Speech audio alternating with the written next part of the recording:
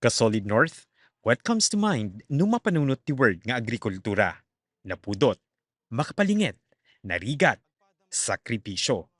Ngem dito Ilocos Norte Agricultural College iti pasukin, ti agrikultura ket saan laeng nga panggep ti rigat ken sakripisyo. Dugit kitaan kada ito nga anggulo, kas lagagangay laeng digito'y amula mais.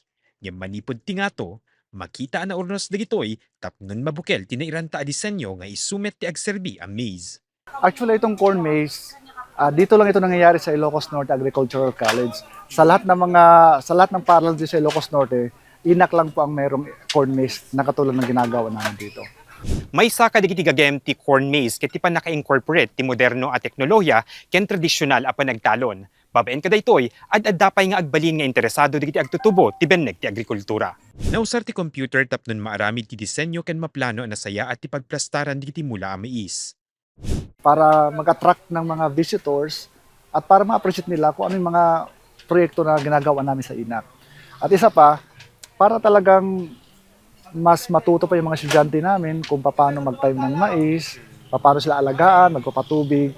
Pero mas ginawa lang namin mas innovative ang tema para alam natin na pahirap magtanim ng mais, pero kung alam nila na may patunguhan talaga yung pagtatanim ng mais, mas ma-enjoy nila yung pagtatanim.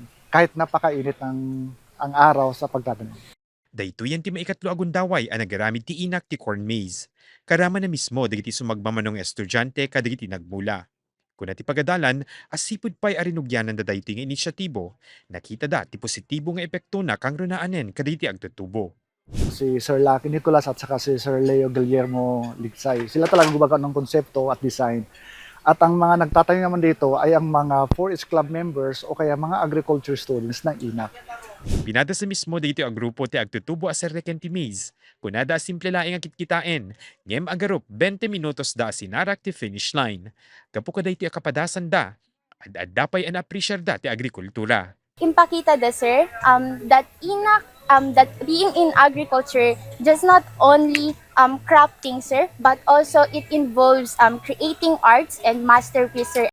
This way, agriculture will be portrayed as also fun, sir. Not just the pagod, the pawis, and of course the pagod and the pawis is also worth it, sir, since they are seeing people here having fun and having a lot of excitement. Ti corn maze ket mabali na bisitaen naging gana into April 25, 2026. Kalpasan na, maapit ti agarup 1.5 tons a mais ken iproseso a mismo ti pagadalan digitoy tapno nagbali na feeds a maipakanmet kaditi tara ken na baboy.